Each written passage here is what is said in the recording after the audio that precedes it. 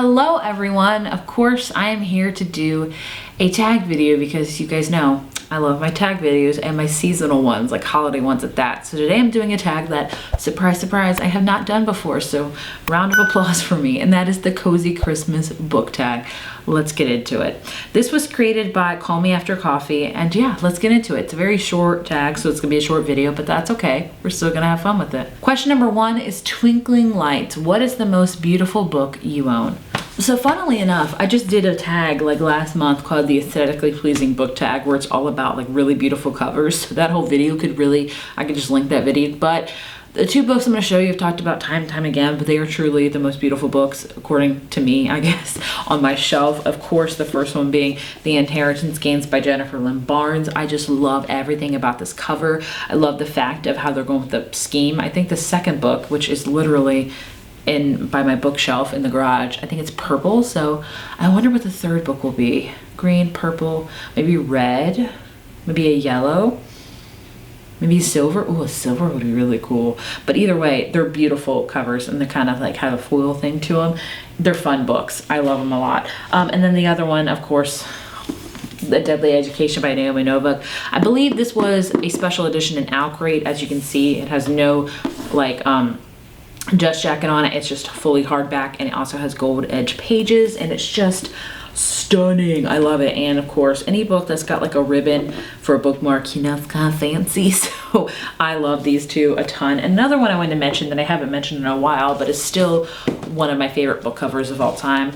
This Puffin and Bloom edition of Little Woman. I think it's so adorable. And in fact, I read this. I'm very happy. I read this last year actually, and I really loved it. So yay, those are like my 3 favorite like covers of all time on my shelves. When I look at my shelves, my eyes always go to those books. Next up we have The Perfect Tree. Will you pay more to get the prettiest edition of a book? We just talked about pretty editions, but honestly my answer to this is no. I'm a very practical person, honestly. If I already have a copy of a book, if it's not like insanely beat up, or if I really need a new copy, I won't buy another one just because. That's just how I am.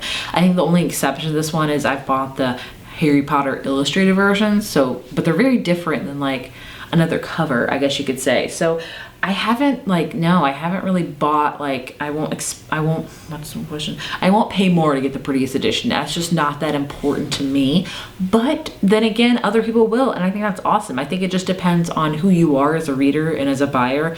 I just don't think I have the funds to do that. Maybe if I had unlimited funds, I would have every edition of my favorite books of all time. That would be awesome, but I don't have the space nor the money to do so. But maybe like if I become a millionaire, which I never will, but maybe one day I could do that. But right now I'm good with, you know, just buying the same book. Now if I see an edition of a book, like if it's on sale or something, and like I'm like, oh, I could really afford that, I would buy it and probably get rid of the other one I had, because I don't think you need like multiple copies of the same book. That's just my personal opinion.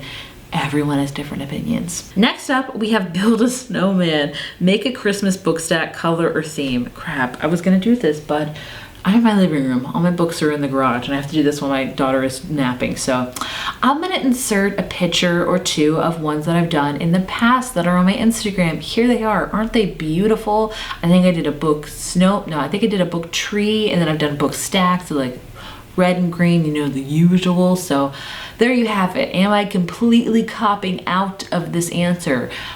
Yes. We're gonna move on. Next up, another book I forgot to grab is Knee-High Socks. What is the longest book you've read? For this one, I went on my Goodreads and like did by page number. You can do that.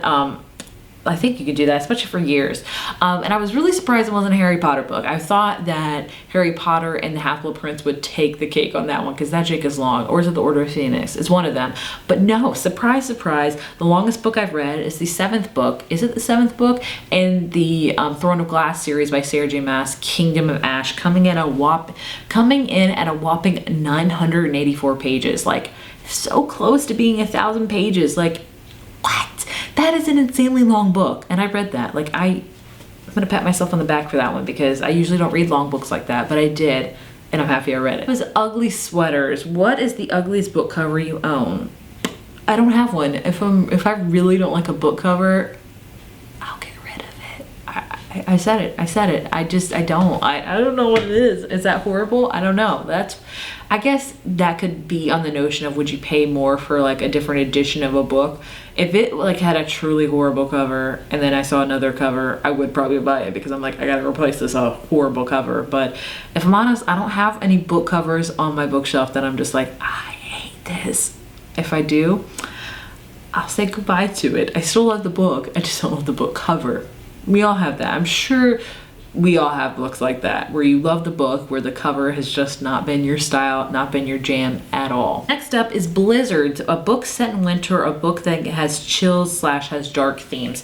For this one, I picked a little bit of both, and that is Winterwood by Shay Earnshaw. It's totally blown out. Hopefully you can see it. This one is set in the winter. It does have dark themes because it is about witches, but it's not like super scary. This one, like I said, is set in winter. It takes place like in the middle of the woods, and a blizzard happens, so everybody's kind of stranded, and you follow like this witch Nora, who's a teenager, but she lives alone, which I don't know, but basically she finds this boy in the woods and he has to live with her because there's a blizzard. So it's definitely a perfect book to read in the winter months because I've said 1,000 times already, it's set in winter.